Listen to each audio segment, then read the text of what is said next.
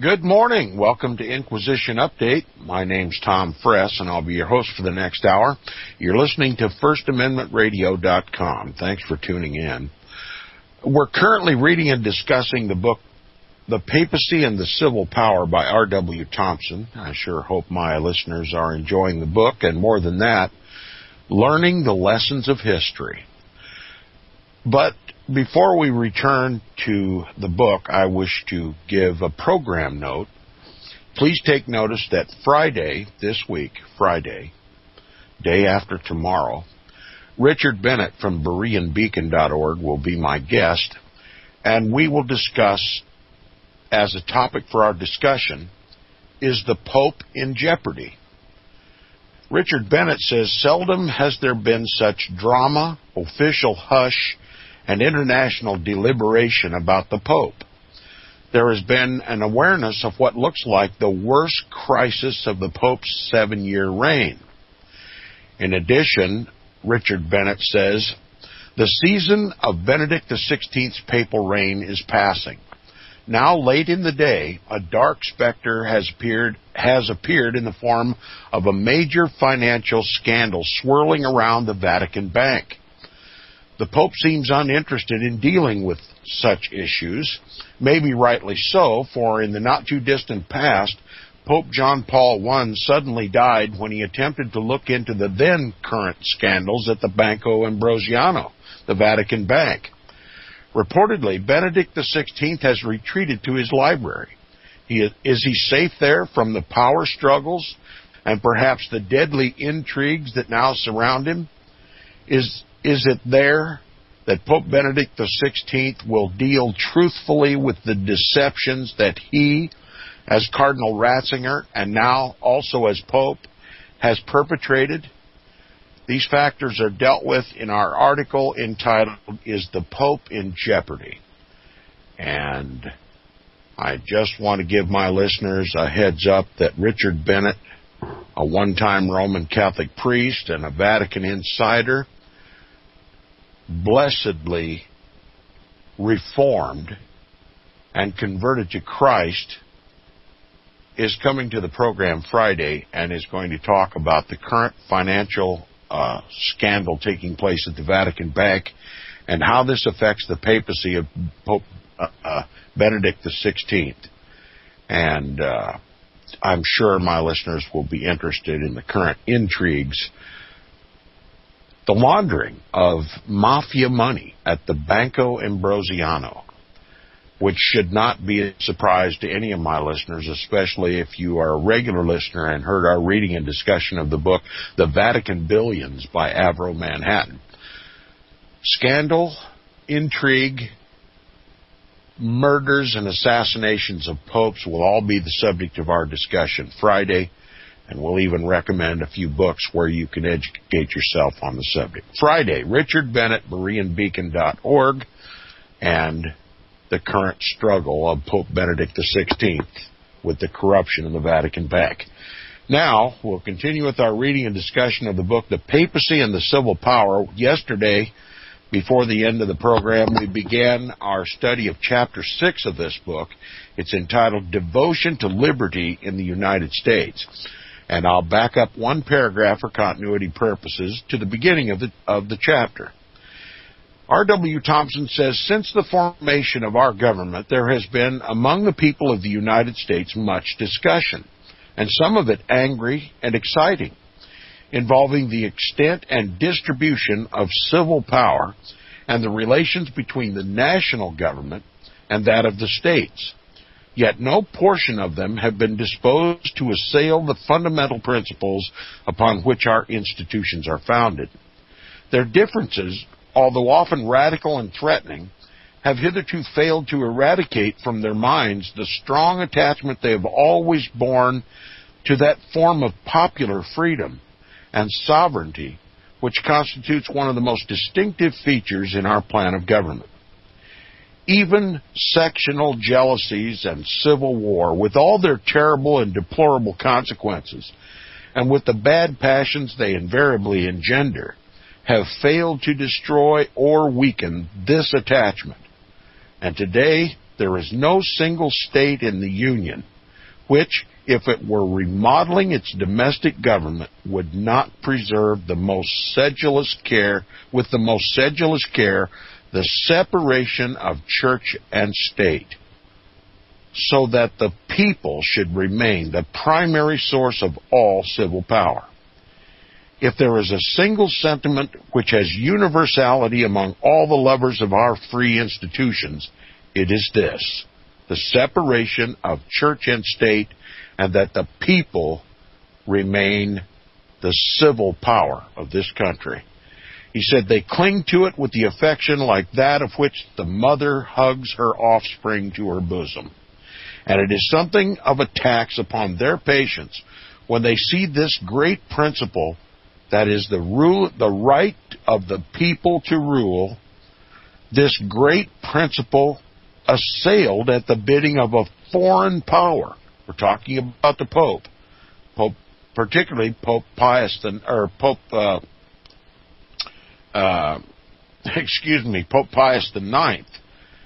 who assailed our form of government and suggested that the government should be over the people and that the Pope should be over the government.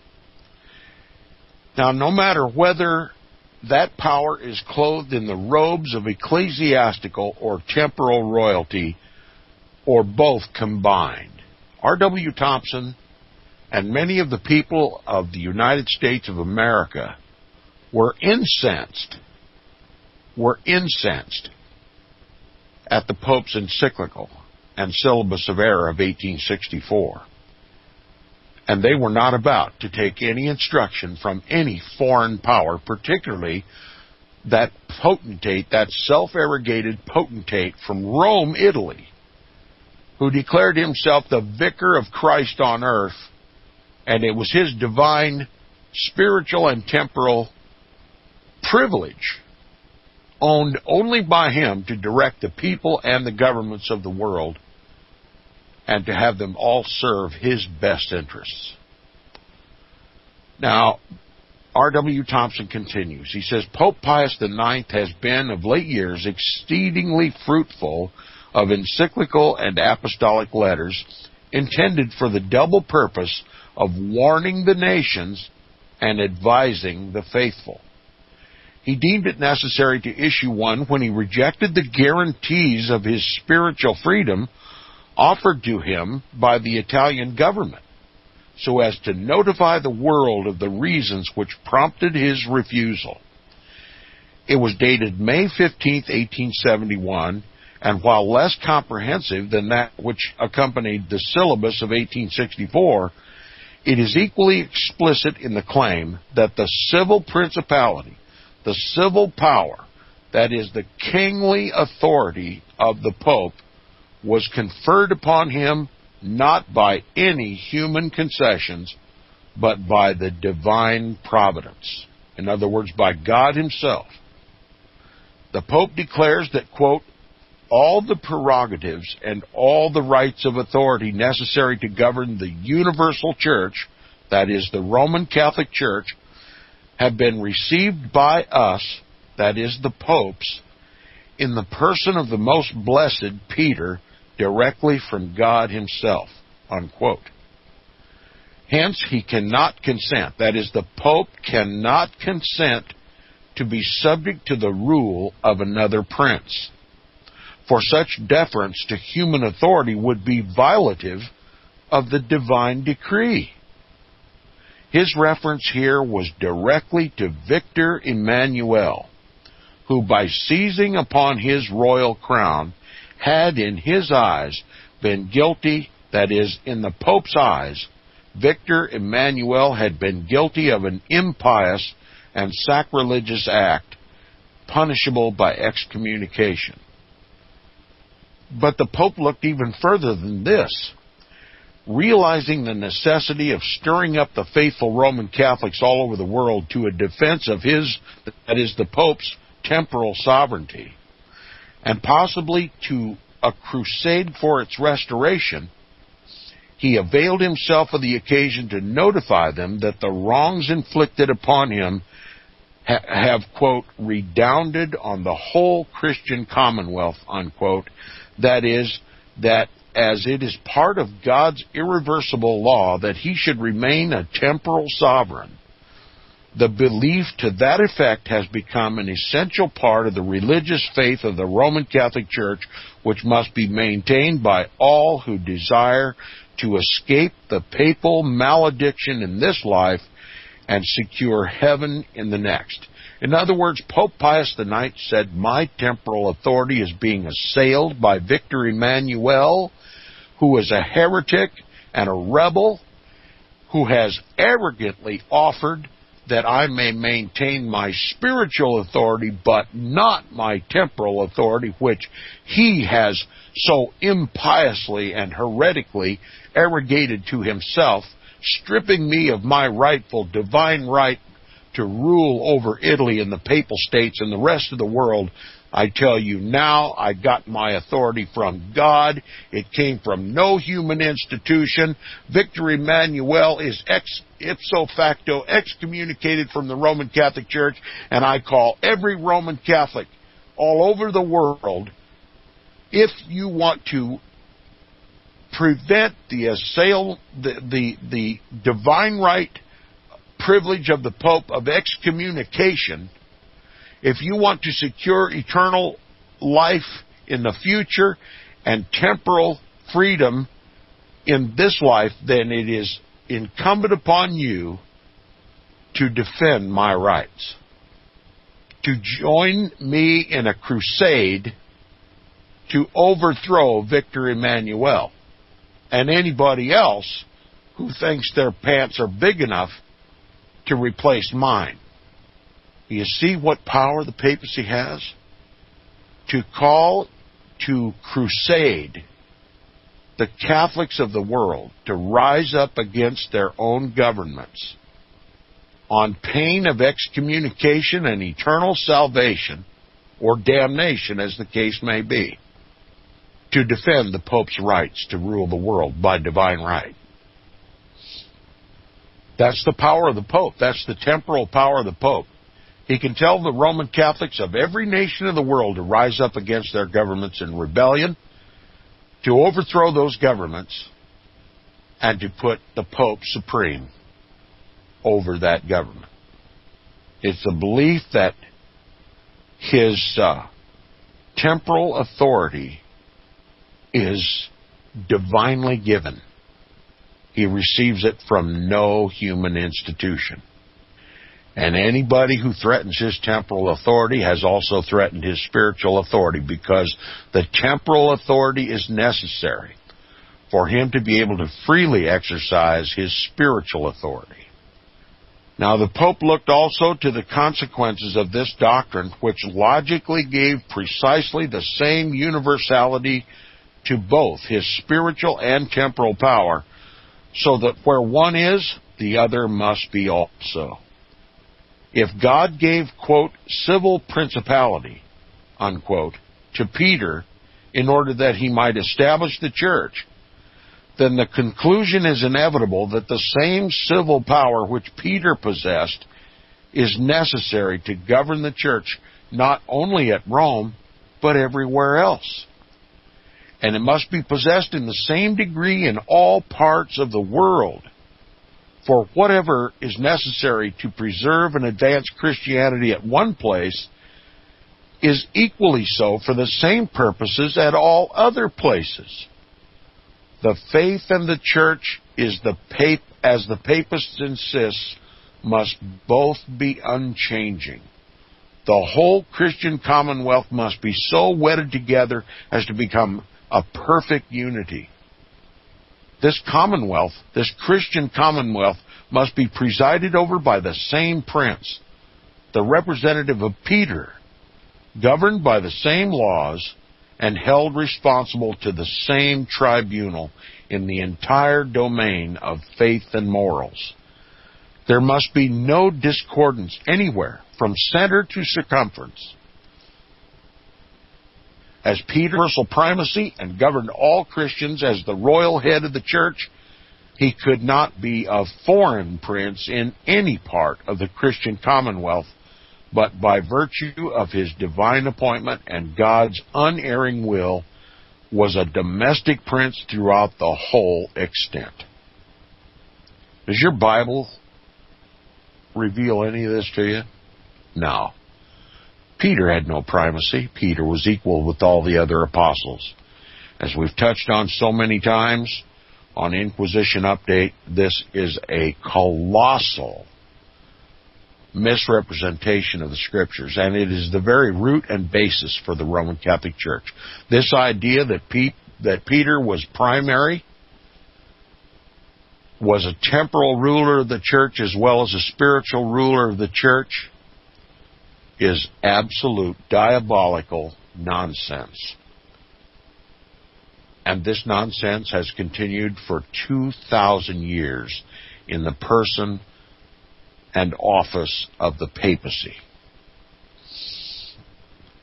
Now he continues, if therefore the Pope could not, without violating the providential decree, consent to be governed by another prince at Rome, speaking of Victor Emmanuel, he could not consent to be governed by another prince or government or any earthly power whatsoever in any part of the world, or if he did, he would forfeit his claim to universality of dominion, such as he alleges Peter to have possessed, and thereby destroy the unity of the Roman Catholic Church, which would be offensive to God. With his mind persuaded by this process of reasoning, the Pope announced his independence of all human authority and his supremacy over all governments and peoples in this strong language. Listen to what he says. Quote, thinking and meditating on all these matters, we are bound anew to enforce and to profess that what we have oftentimes declared with our unanimous consent, that the civil sovereignty of the Holy See has been given to the Roman Pontiff, that is the Pope, by a singular counsel of divine providence, and that it is of necessity, in order that the Roman Catholic Pope may exercise the supreme power and authority divinely given to him by the Lord Jesus Christ himself, of feeding and ruling the entire flock of the Lord with the fullest of liberty, and may result from the greater good of the Church and its interests and needs, that he shall never be subject to any prince or civil power. Unquote. This not only asserts that the civil sovereignty of the Pope is a matter of necessity, but explains that necessity by the assumed fact that it is conferred by divine providence, with supremacy everywhere, so that by means of it he may rule the entire flock of Christians with the fullest of liberty, that is, without the interference of any civil power on earth. To this point, everything is settled without room for cavil or controversy. Beyond it, there lies this great question, full of interest to the entire world, and especially to the Protestant portion of it. What degree of civil power must the Pope possess? How far shall he control the management of civil affairs in order that he may rule nations and peoples and keep them in line of duty to God and the papacy? When it is said that the Pope desires to absorb in his own hands all the powers of civil government elsewhere than in Rome, the accusation is probably too broad. Insofar as the laws and institutions of any of the nations regulate and direct the ordinary practical working of government, he could have no special motive for interference with them. As it regards these, it could make but little difference to the papacy whether they provided for one thing or another, or whether the machinery was in the hands of many or few, or whether they are such as commonly belong to the monarchy or a republic, would perhaps not concern him in the least.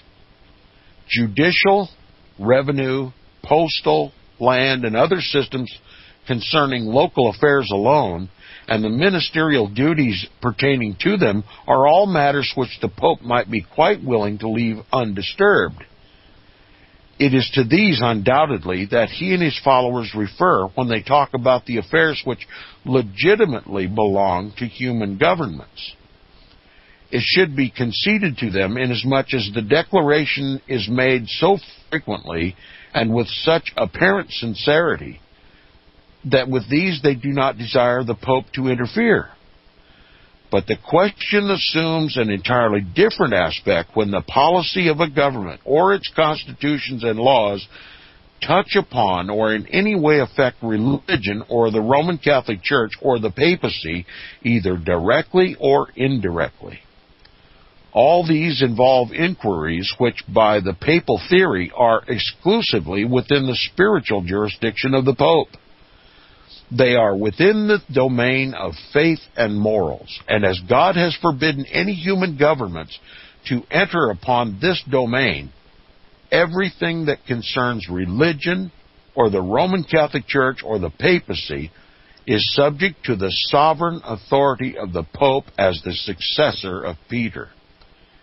He alone possesses legitimate power to decide all questions of this nature, and therefore human governments cannot take cognizance of them in any form. Whenever they do, the state is placed above the church, because it undertakes to interfere with the faith. And as God designed in all such matters that the church should be above the state, all papists insist that whatever pertains to them shall be separated from human governments given in charge to the Roman Catholic Church or to the Pope. But inasmuch as the state must necessarily take jurisdiction of many things within the domain of morals, though not of faith, in order to keep society together and provide for the protection of person and property, the papal theory goes to the extent of requiring that insofar as these are concerned, the spiritual authority of the Pope shall include temporal authority to the extent of enabling him to prevent any infringement upon religion or the rights of the Roman Catholic Church or of the Papacy. To this end it is necessary that the Roman Catholic Church and the state should be united, so that whenever the state invades the jurisdiction of the church, it may be brought back, peaceably if possible, but by coercion, by force if necessary, within its own legitimate sphere. Hence, the point at which the Pope's interference with the temporal affairs of the state begins is that at which, according to his theory, the spiritual and temporal jurisdictions unite in him. So long as the state stops short of this point, he does not seek to impair its function. But when it reaches it and seeks to go beyond it, then it becomes in contact with the sovereignty which by divine right belongs exclusively to him and must yield submission to it at the peril of violating the law of God. This sovereignty is conferred upon him as it was upon Peter, that he may prevent either state or people from violating this law. And if that doesn't make him King of Kings and Lord of Lords, in violation of the true King of Kings and Lord of Lords, I don't know what else does. We'll continue right after the message. We're listening to Inquisition Update on First Amendment Radio.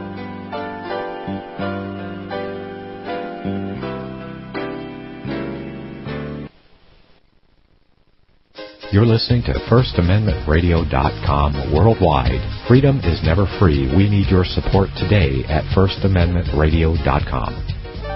Visit crosstheborder.org, C-R-O-S-S, crosstheborder.org, to get your print, EPUB, or PDF version of the book, The Rapture Will Be Canceled. That's crosstheborder.org. I know you all want answers, and believe me, so do I, and I'll do my best to get them. Despite Nicolas Cage's promise to do his best to get left behind rapture answers for us, don't hold your breath. Not everyone believes Left Behind is true prophecy. Some may even regard as conspiratorial the mainstream re-release of the Left Behind movie with actor Nicolas Cage portraying the main character as an attempt to further reinforce in the minds of all this perception of false prophecy in order to condition the masses for the play about to begin. If you want true Bible prophecy answers, get the book, The Rapture Will Be Canceled. The author exposes the Latin rapture origin, the 7-year tribulation deception, true Bible revelation of Daniel's 70 weeks, the abomination of desolation, the restrainer, America in the Revelation, the image of the beast and the mark of the beast, and the truth about God's chosen people, and so much more about Bible prophecy. This book will shatter the Left Behind paradigm of future events. Get the book, The Rapture Will Be Canceled. Visit crosstheborder.org, CROSS, crosstheborder.org, to get your print, EPUB, or PDF version of the book, The Rapture Will Be Canceled. That's crosstheborder.org.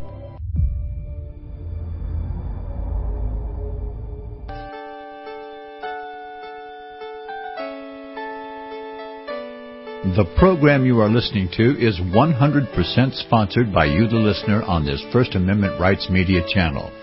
You will notice that there are few commercials on this radio network. There's a good reason for that. Corporate advertising dollars come with strings that limit program content. So without your help, these programs cannot continue on Internet or our several affiliates. If you benefit by the educational law programs, we ask you to give. If you are admonished or nurtured by the Bible and ministry programs, we ask you to give. If some voice a cause that you are passionate about, we ask you to give. If you believe in any of these, we ask you to support them as you would a missionary on a continual basis, as if giving a tithe for missionary radio. These programs are not commercially viable and must be supported by those faithful to the cause of truth. Look for the button to sponsor your favorite programs at our listen and schedule pages on the Internet. Then, when you subscribe, we will send you the last quarterly MP3 CD of that program immediately, and continue to do so with each new quarter. We will also give you unlimited archive access to all of our programs. We're asking you to give much less than a tithe, so that you may also send support directly to a particular program host, cause, and anywhere else the Spirit may lead you. Do all to the glory of our God and Creator, for His holy nation, the only kingdom that will last forever. Thank you for listening.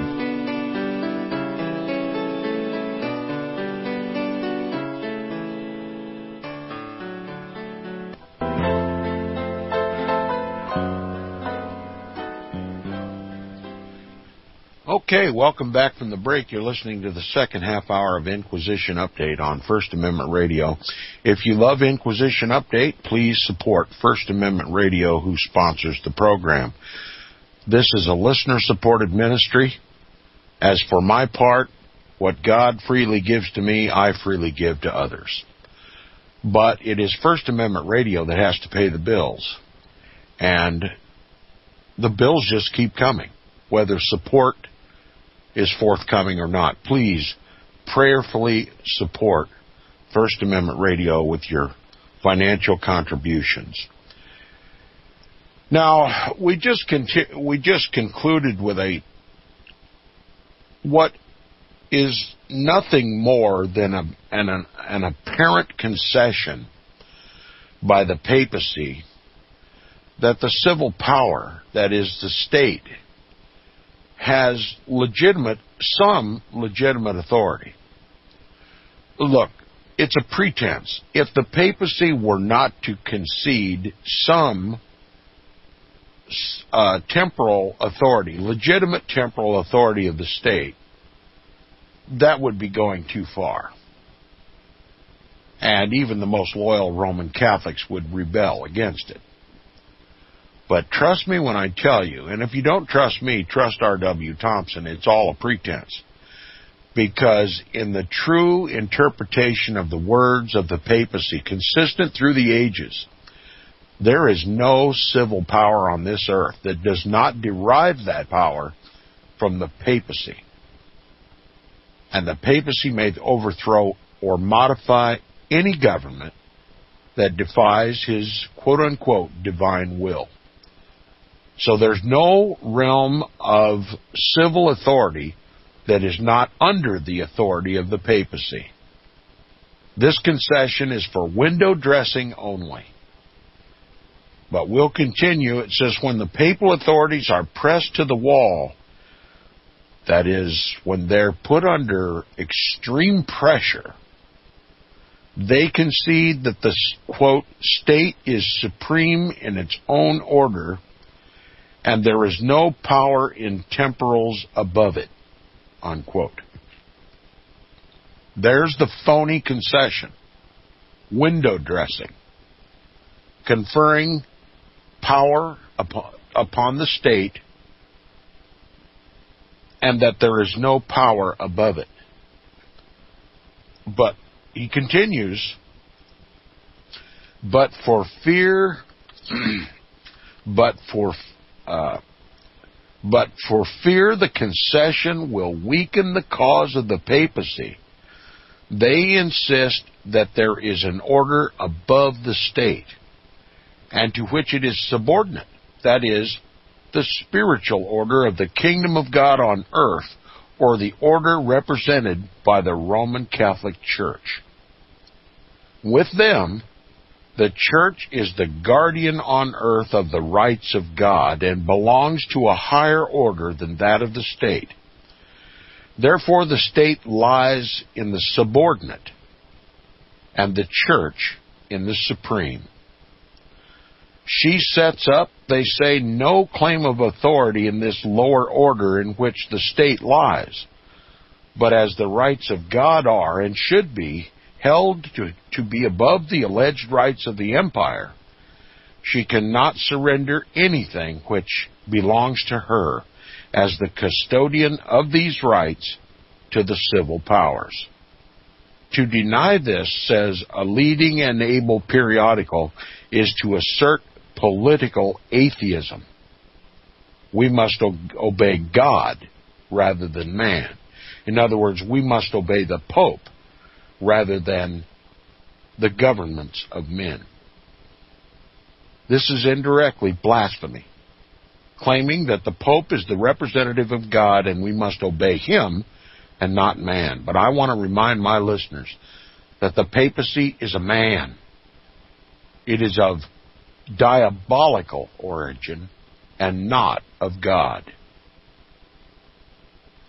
Now, this leaves us to discover the line of partition between the two orders, that we may separate the higher from the lower, and thereby leave each to its proper jurisdiction. The Church, the Roman Catholic Church, represents the whole kingdom of God on earth, and therefore all the rights of God belong to her. Whatever these rights are, they pertain to the order in which the Church lies. The papist does not hesitate an instant in defining them. The Pope has so frequently done it for him as to leave his mind in no doubt about them. They necessarily embrace, in his view, whatever pertains to faith and morals. In other words, all that concerns the Roman Catholic Church, its discipline, its government, its welfare, and its progress toward the final conquest of the world. R.W. Thompson just described for you the New World Order. They necessarily embrace, in his view, whatever pertains to faith and morals. In other words, all that concerns the Roman Catholic Church, its discipline, its government, its welfare, and its progress toward the final conquest of the world. They include also all questions of faith, everything pertaining to morals and the whole multitude of duties which men owe to God, to the church, and to society. As all these are within the sphere of the Pope's spiritual order and the guardianship of the Pope as the Vicar of Christ, it belongs to him alone to define what they are. In doing so, he exercises his infallibility, and whatsoever he decides must be accepted as absolute truth, as he has no other witness but himself, stands alone in the world, and settles all questions concerning the extent and the nature of his own spiritual jurisdiction. So it depends upon him to declare what belongs to the superior or the spiritual, and what to the inferior or the temporal order, what to the church and what to the state. The papist accepts the Pope as standing in the place of God on earth. Therefore, when the Pope makes an announcement of what is within the sphere of the spiritual order, that must be accepted by him as belonging to that order and as being removed entirely from the jurisdiction of the temporal order. When the Pope announces that what he has done, that the law of God does not allow freedom of religious faith or worship, or that the Roman Catholic Church cannot tolerate any opinions contrary to its teaching, or that a free speech, free thought, and a free press are leading the world to perdition, or that the Roman Catholic Church and the state should be united, or that his priestly hierarchy throughout the world should constitute a privileged class, and I'll just interject, this is what the know-nothings call the rich ruling elite. It's the Roman Catholic priestly hierarchy. It says, or that his hierarchy throughout the world should constitute a privileged class, not subject to the laws which govern others, or any of those other innumerable things about which he has written so frequently and so much, then all these matters are removed from the temporal jurisdiction, and the state must not dare to lay her unhallowed hands upon them. They belong to the supreme order, in which the Roman Catholic Church stands alone. They pertain to the rights of God, of which the Pope is the only earthly guardian. Therefore, upon all questions of this nature, according to the papal theory, the Roman Catholic Church, that is, the Pope, because remember, he is the Church, must be superior to and above the state, so that the state may be kept within its own inferior order, or if permitted to go beyond it, then whatsoever it does shall be done under the supervision of the spiritual order and in conformity with its commands. And this is what the Pope and the defenders of his personal infallibility mean when they talk about keeping the Roman Catholic Church in its supreme and the state in its subordinate order. Whenever the state infringes upon the jurisdiction of the Roman Catholic Church, it must be taught that it has wandered out of its legitimate sphere. And when warned of its transgression, if it continues to lay its impious hands upon holy things, the papal lash is applied without mercy. History is crowded with instances where interdicts, excommunications, the releasing of citizens from their national allegiance, and pontifical anathemas in every variety of form have been visited upon the heads of such offenders. We shall become familiar with some of these at the proper time as they rise up before us in that marvelous order of events which mark the progress of the papacy. Now, when we come to make a practical application of this papal theory to our own national state policy, so as to see what the Pope meant in his encyclical of 1871 when he said that he must have the fullest liberty to rule the entire flock of the Lord, and that in doing so he must not be subject to any civil power. There's no difficulty in seeing where, in his view, we have gone beyond the limits of the temporal order and offended against the Roman Catholic Church and the true faith. All our constitutions, national and state, have forbidden a religious establishment, have separated the affairs of the state from those of the church by breaking the old bond of union between them. There's a direct reference to the old world order, which is to be restored in the new world order, the union of church and state. It is the defining characteristic. Watch, listen, and learn. When you see the state acting for the church, you know the new world order is in place. Now think long and hard about that. And if you do, you will confirm with me that the new world order is already up and running. He says all of our institutions, national and state, have forbidden a religious establishment. No establishment of religion. Why? Because Roman Catholicism was the established religion of the old world order. Religious persecution was rampant. The rivers of Europe ran blood red with the bodies, the dead floating bodies of those who rebelled against the authority of the Pope and wished to worship God according to their Bibles. All our constitutions, national and state, have forbidden a religious establishment, have separated the affairs of the state from those of the church by breaking the old bond of union between them. We have left every man's conscience entirely free, so that he may entertain whatsoever form of religious faith it shall dictate, or none, if that shall seem to him consistent with duty.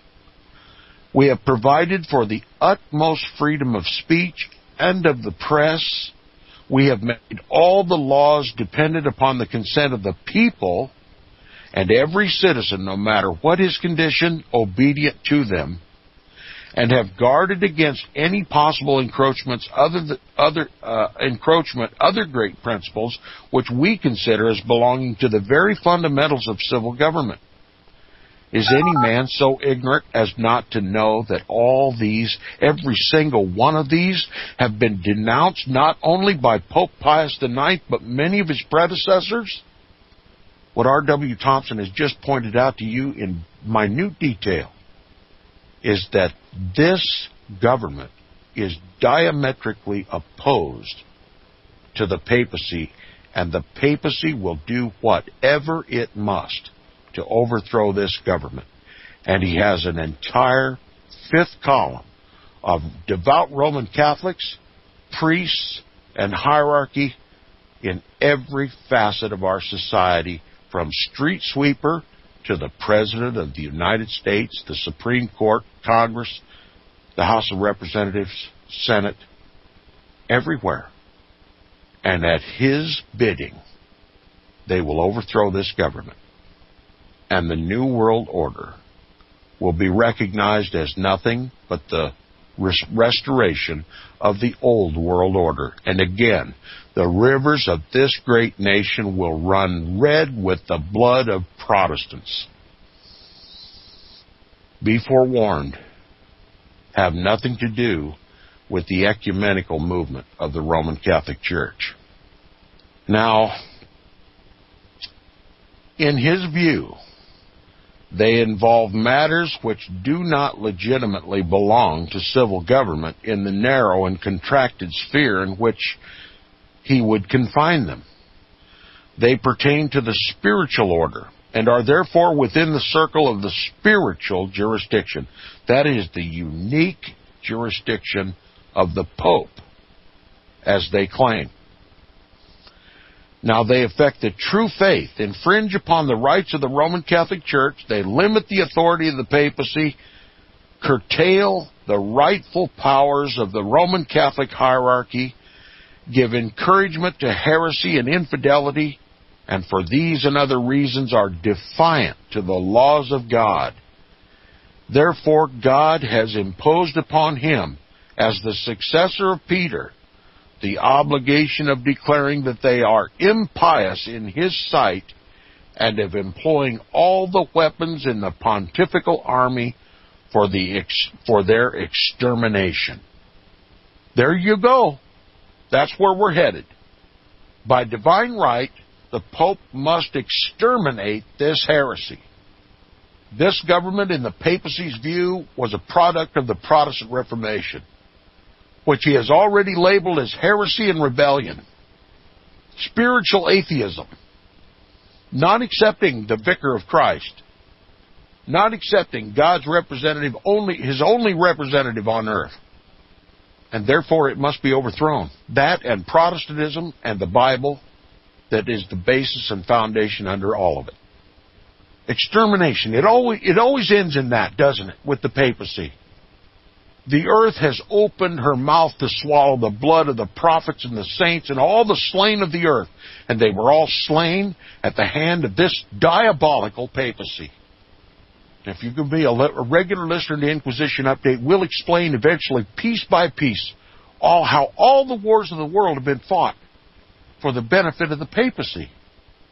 And this is what happens when we fail to recognize what God said in his Word about this Antichrist power. You ask a Christian today, well, who is the Antichrist? Well, it must be Barack Obama or, Mitt Romney or somebody else.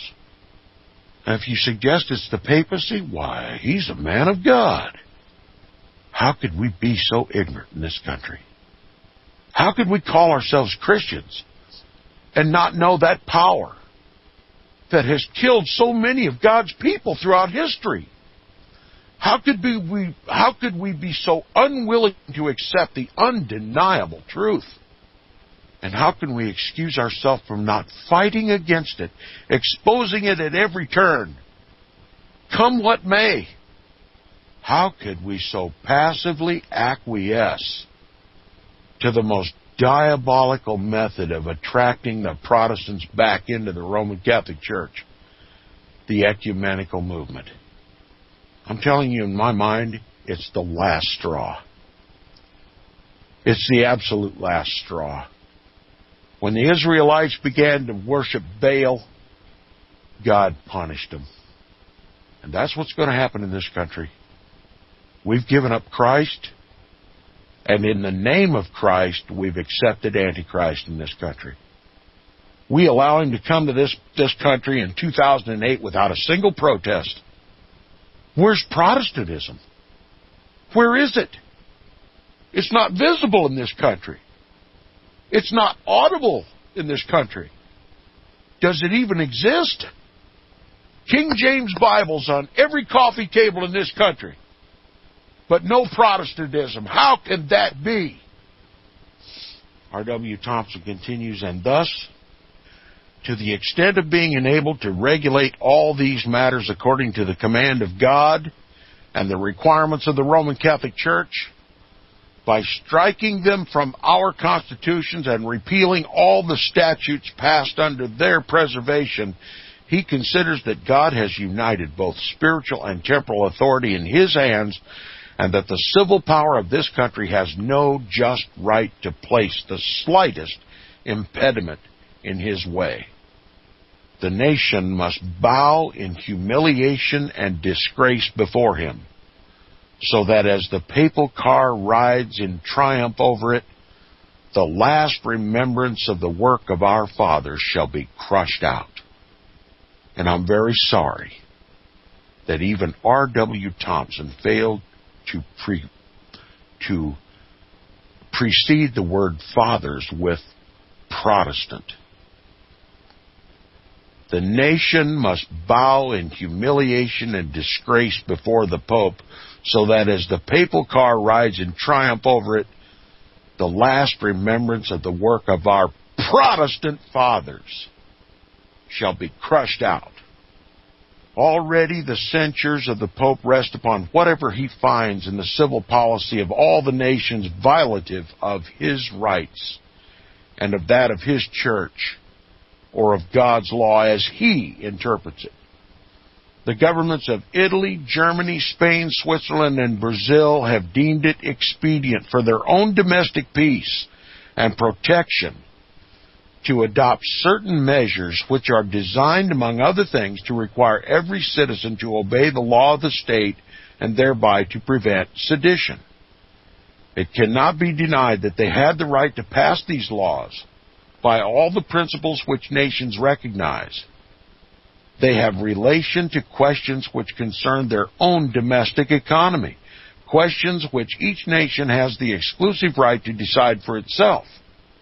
The laws have been enacted in proper form and with the usual solemnity, so that they should be considered as expressing in each case the will of the nation.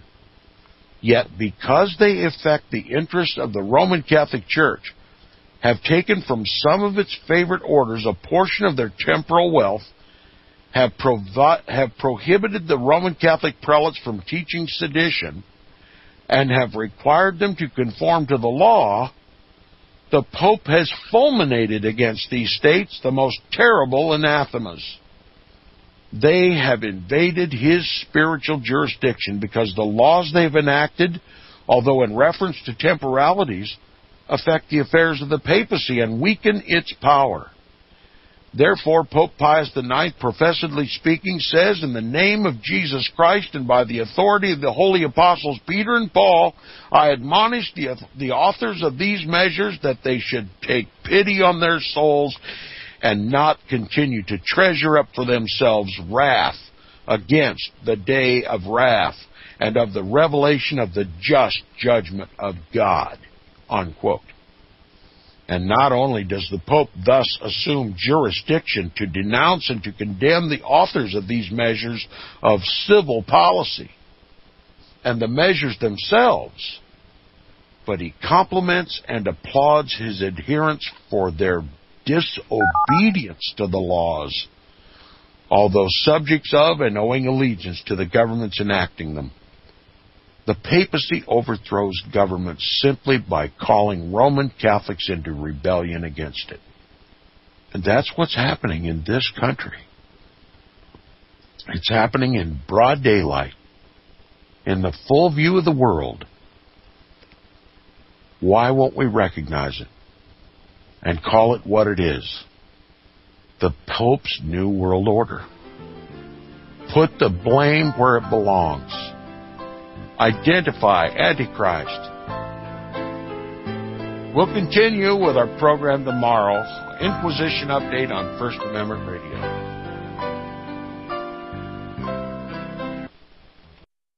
Visit crosstheborder.org, CROSS, crosstheborder.org, to get your print, EPUB, or PDF version of the book, The Rapture Will Be Canceled. That's crosstheborder.org. I know you all want answers, and believe me, so do I, and I'll do my best to get them. Despite Nicolas Cage's promise to do his best to get left behind rapture answers for us, don't hold your breath. Not everyone believes Left Behind is true prophecy. Some may even regard as conspiratorial the mainstream re-release of the Left Behind movie, with actor Nicolas Cage portraying the main character, as an attempt to further reinforce in the minds of all this perception of false prophecy, in order to condition the masses for the play about to begin. If you want true Bible prophecy answers, get the book, The Rapture Will Be Canceled. The author exposes the Latin rapture origin, the 7-year tribulation deception, true Bible revelation of Daniel's 70 weeks, the abomination of desolation, the restrainer, America in the Revelation, the image of the beast and the mark of the beast, and the truth about God's chosen people, and so much more about Bible prophecy. This book will shatter the Left Behind paradigm of future events.